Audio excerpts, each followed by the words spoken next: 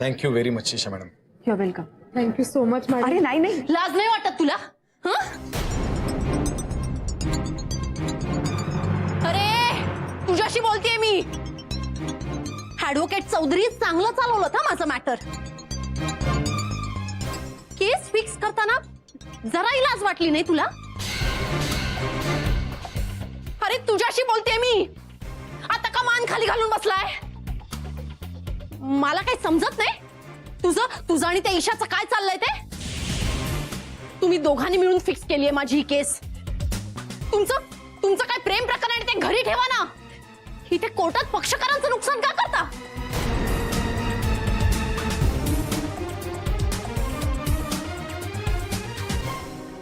आता जरा शांत हो. It's all over. तू घरी चल. माझा नो, इट्स नॉट ओव्हर. तू हात लावू नकोस मला.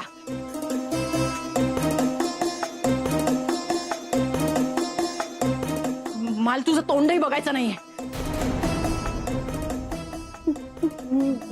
मी हायकोर्टात जाईन, सुप्रीम कोर्टात जाईन मी. पण मी सोडणार नाही तुला. सोडणार नाही मी तुला. आणि काय हो चौधरी, कसं वाटतंय आता? पैसे घेऊन स्वतःच्याच क्लायंटला हरवून बरं वाटतंय ना?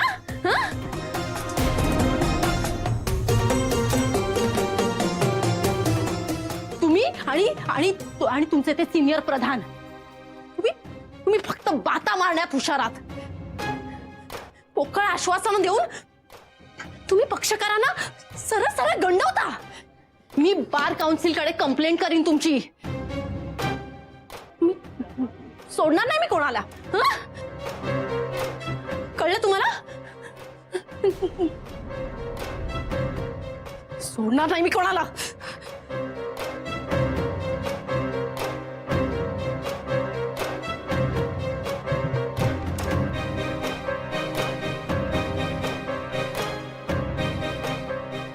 Advocate Chaudhary, I am extremely sorry. हे बघा, मी तिच्या वतीनं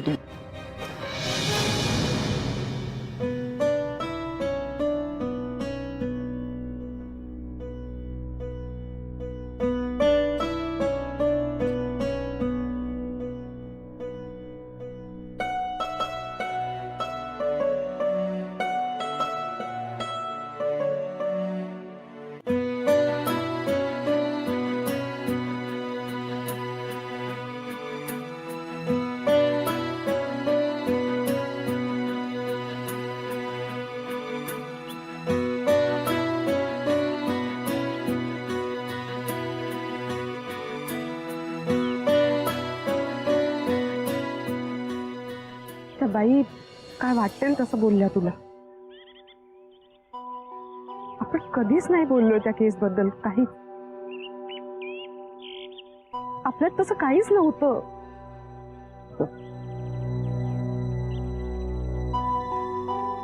आपल्यात काहीच नव्हतं. खरंच आपल्यात काहीच नव्हतं.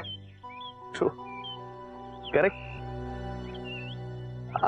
Anyway, congrats artist. कॉंग्रॅच्युलेशन्स. आज तू तुझी पहिली केस जिंकलीस. Good. Actually you should party. मैं पेढे वाट, घरी सगळ्यांना कळव. आज मी ऍडव्होकेट ओम चौधरी याला हरवलं. ओम, अरे every case has its own destiny. बरोबर आहे. हे बरोबर आहे. आणि कोर्टात तू जे काही बोलत होतीस ते सगळं तुला पटत होतं असं दिसतंय. या केस मधून मी इतकंच शिकले की आपण महत्वाचं नसतो. आपले पक्षकार हे जास्त महत्वाचे असतात. आणि आपल्या क्लायंटला जे हवं तेच बोलायला हवं ना आपण कोर्टात. ट्रू. Very true. खूप मोठी वकील होणार असतो. खरंच. I can see that. मला हे असं सॉर्टेड नाही जगायला जमणार. तू खूप खूप गोष्टी सोप्या करून घेतल्यास तुझ्यासाठी. या अगदी तुझ्या पहिल्याच केसच्या बाबतीत. तू इनक्रेडिबल आहेस. मला हे नाही जमणार. रादर मला आता काहीच जमेल असं वाटत नाही. तुझ्या पुढे ना खूप तगडं आणि खूप मोठं करिअर आहे Isha. You have a bright future. Wish you all the best.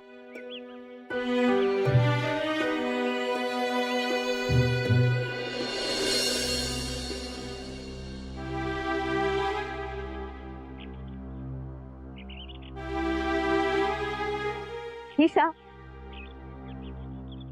हे कसलं विचारत आहेस? हा काय?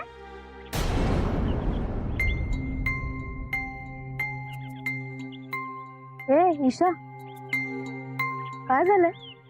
काय सांगत होतेस मला?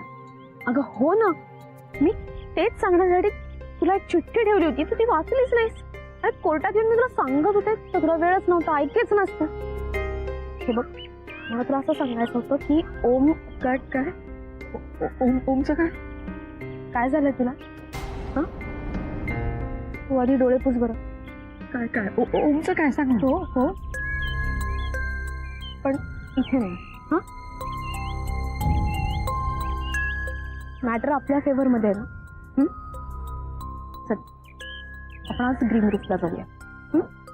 मग सांगते तुला. चल.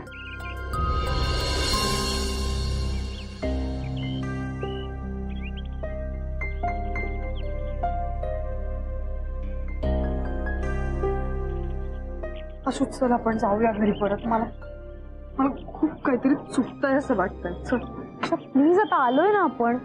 चल चल चल चल. हा आई बोल. अगं बोल. काय बोल इशू? मी केव्हाची तुझ्या फोनची वाट बघतीये. तुझ्या केसचं काय झालं? त्यांचं पिटिशन डिसमिस केलं कोर्टाने.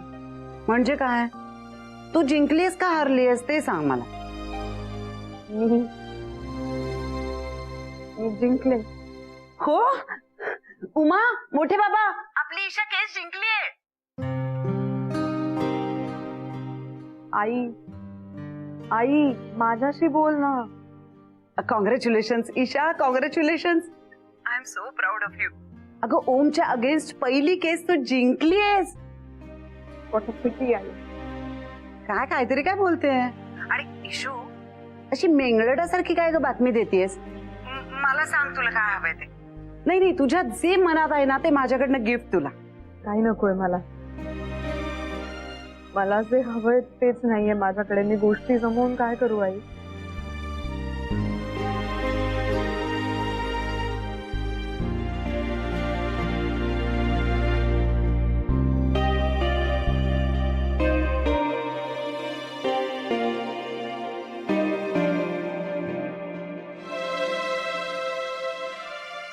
आई पण कमालच करतेय.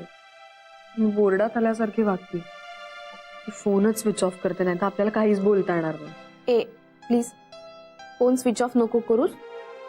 त्याच्यामुळे आणखीन कॉम्प्लिकेशन्स वाढतील. तू सायलेंट वरती टाकतो. ईशा, मी तुझी ही फेस समजू शकते. जरा आईला पण समजून घे ना. तिला आनंद झालाय.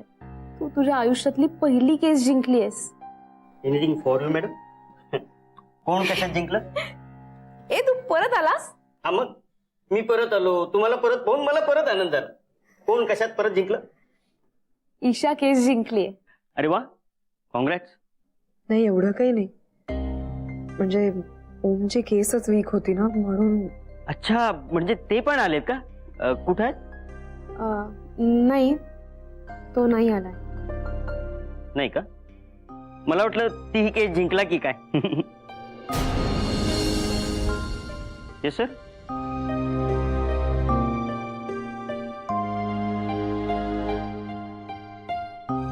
काय सांगत होतीस तू? सांग. ईशा, मला शोभना मावशी भेटली होती. ओमच्या ऑफिसात ज्या काम करतात त्या. हा तीच. म्हणजे तू तिला ओमची खोटी आई म्हणून ओळखतेस. तीच ही शोभना मावशी. ईशाला ओमची आई म्हणून मी भेटले. काय? मला वाटलं की ओमनी सगळी पैसे देऊन माणसं आणली. नाही नाही, तसं काही नाहीये, म्हणूनच मला तुला सांगायचं होतं. म्हणजे काय झालं, आपली भेट झाली मध्यंतरी, त्यानंतर मला ईशा भेटली त्याच दिवशी. ती मला असंच म्हणाली की किती पैसे मिळतात तुम्हाला या कामाचे, ओम किती पैसे देतो. मला बोलू दिलं नाही ना तिने. ते ओमचे रणजित काका पण आले होते. ए, तो खरा काका आहे हा ओमचा, खरंच. ते तुरुंगातून सुटून आलेत ना? हो ग, म्हणजे नाहक गेला पण आला ना बाहेर. तुरुंगातून सुटल्यानंतर ते आपल्यासोबत अजून एकांना घेऊन आले, दत्ताराम. आणि ते दत्ताराम म्हणजे ओमचे सायंटिस्ट बाबा ना? असंच पोर्ट्रे केलं ना तुम्ही? मला वाटलं की त्या रणजित काकांनी सगळी फिल्म युनिट मधली माणसं जमा केलीत. आता कोण तयार होईल ही असली नाटकं करायला? नाही नाही बेटा, मी तेच तर तुला सांगायला आली आहे. असं काही नाहीये. म्हणजे मला माहिती नाही तुला कितपत माहिती आहे. म्हणजे मधू, जयेश, धना, आजी, मी, दत्ताराम, आम्ही,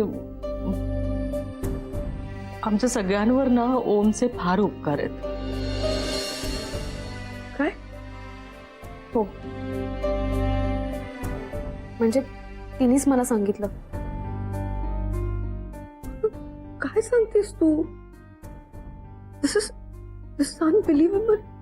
तिचा नवरा रोज दारू पिऊन तिला मारहाण करायचा, म्हणून ओमनीच तिला आपल्या घरामध्ये आश्रय दिला. आमच्या सगळ्यांच्याच आयुष्यातल्या अगदी अडचणीच्या प्रसंगी त्यांनी फार मदत केली, आम्हाला आधार दिलाय आणि आसरा दिलाय. त्याचं घर राहायला दिलं. आम्ही सगळेच एकत्र राहत होतो. यानं त्या कारणाने आम्ही एकत्र आलो आणि एका कुटुंबासारखे राहायला लागलो. आणि त्या दरम्यान ओम आणि ईशाची ओळख झाली, मैत्री झाली आणि त्यांचं प्रेम फुलायला लागलं. हे सगळं आम्हा सगळ्यांना माहिती आहे. आणि त्यानंतर सासवडला गेला ओम. देशमुख सरांना, आय मीन मोठे बाबा, त्यांना भेटायला गेला तो. तेव्हा मोठे बाबा ओमला असं म्हणाले की ईशा ज्या घरात जाईल तिथून आमची काही अपेक्षा नाही आहे. म्हणजे मुलाचं रंगरूप, पैसे वगैरे असं काही नाही आहे. फक्त ते घर एक एकत्र कुटुंब आणि असं आनंदी कुटुंब असावं. काय बेटा, ओमचं काही कुटुंब नाहीये. म्हणजे आम्हीच सगळे त्याचं कुटुंब आहोत. आणि ही सगळी जाणीव होऊन तो जेव्हा कोलमडला ना, तेव्हा आम्ही सगळेच फार अस्वस्थ झालो. आम्हाला वाटलं की ज्यांनी आम्हाला आसरा दिलाय तो मुलगा इतका असा सैरभैर झाला, तर आम्ही सगळेच जण असे त्याच्या मदतीला धावून गेलो. म्हणजे पैशासाठी नाही बेटा, आम्ही ते प्रेमासाठी आम्ही हे सगळे नाटक मिळतात आम्ही सामील झालो. म्हणजे अचानकच झालं अगं सगळं. म्हणजे कुणाला फसवायचा हेतू नव्हता. त्या दोघांचं नातं जुळवायचा हा प्रयत्न होता. शोभना मावशी, मग हे आधी का नाही सांगितलंस तू? अगं सांगायचं तसंच ठरलं होतं बेटा. म्हणजे ईशा आमच्याकडे पहिल्यांदा आली ना, ओमच्या घरी पहिल्यांदा आली, तेव्हा ओम घरी नव्हता, खरंच नव्हता. आम्ही तिच्या समोर अचानक असे आई बाबा भाऊ बहीण असे उभे राहिलो. आणि ओमला नंतर कळलं तेव्हा तो फार रागावला आमच्यावर, फार रागावला. तेव्हा मी त्याला समजावून सांगितलं की आत्ता तुमचं नातं फुलतंय, तुम्ही नात्यात कम्फर्टेबल व्हा, वेळ आली की मी समजून सांगेन ईशाला. काय झालं की आम्ही त्या सगळ्या नाटकाच्या आणि ओमच्या या सगळ्यात प्रेमातच पडलो बहुतेक. आणि ती वेळ आली कुठे, ती आमच्या हातातूनही अशी हिसटून गेली. अगं, आम्ही पहिल्यांदा जेव्हा ग्रीन रूफला भेटलो होतो तेव्हा नाही का त्याला उशीर झाला होता? हो, तेव्हा तो हाच प्रॉब्लेम सॉल्व्ह करत होता. मला सांगितलं होतं त्याने. म्हणजे त्याच्या ऑफिसमध्ये कुठेतरी कलिग आहेत त्या ह्या. हो, हीच शोभना मावशी. म्हणजे त्या काहीच खोटं सांगत नव्हत्या. नाही म्हणजे रणजित काका काही खोटं सांगत नव्हते. नाही एक कोणी पैसे घेऊन आलेले नव्हते. नाही ग ईशा, कुणीच पैसे घेऊन आलेलं नव्हतं.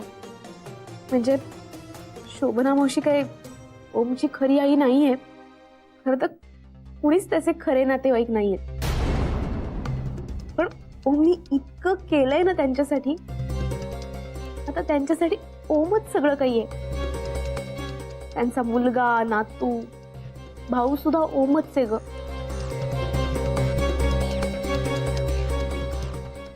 कशी बोलली अश्विनी त्यांच्याशी.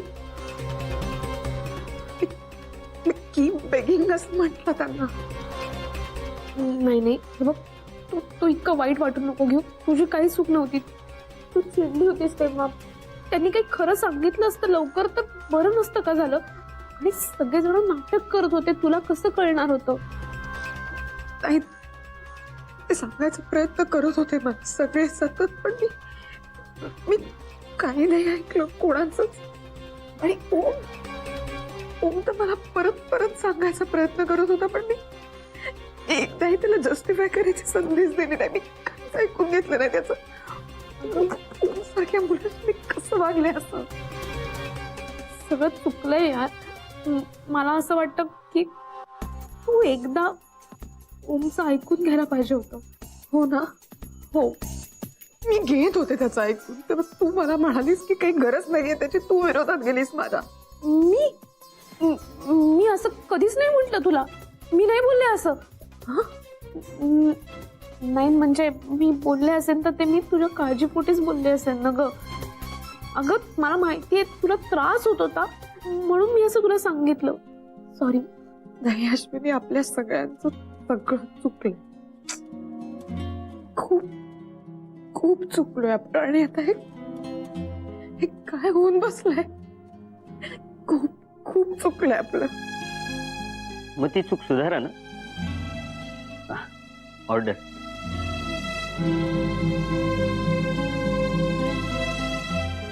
परत कधी आलास तू? आता 2 दिवसच झाले. आता कशी आहे बायको? सुटली.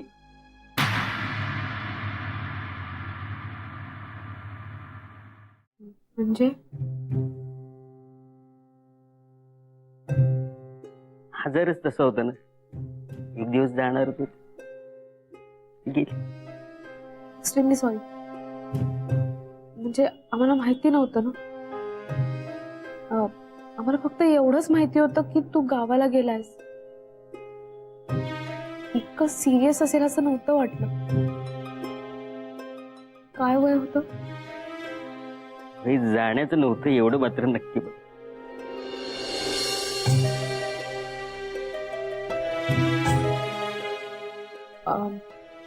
नाही सॉरी, म्हणजे तसं नव्हतं मला विचारायचं.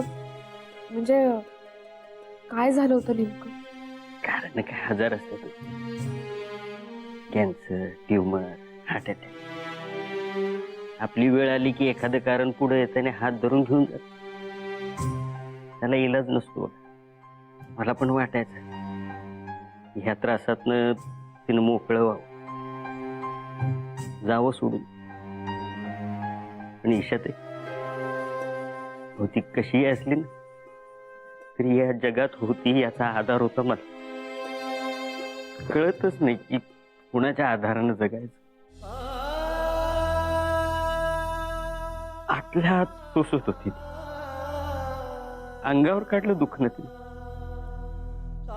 काय ट्रीटमेंट वेळेवर मिळाली नाही का? आजारी हे कळायलाच आम्हाला खूप उशीर लागला. त्यामुळे ट्रीटमेंट उशिरा सुरू होतं. मी इकडे पैसे कमवायला आणि ती तिकडे. मला ना सारखी म्हणायची की घरी ये एकदा, तुमची आठवण येते. हे चिडायचो, भांडायचो तिचे. तिला म्हणायचो की मला इथं किती त्रास होतो तुला काही कळतंय काय? असं काय बाई काही बोल. पण तेव्हा ती आतनं जळत होती तिथं. आता माफी तरी कुणाची मागायची? माणूसच गेलं म्हटल्यावर आता काय करता येत नाहीत.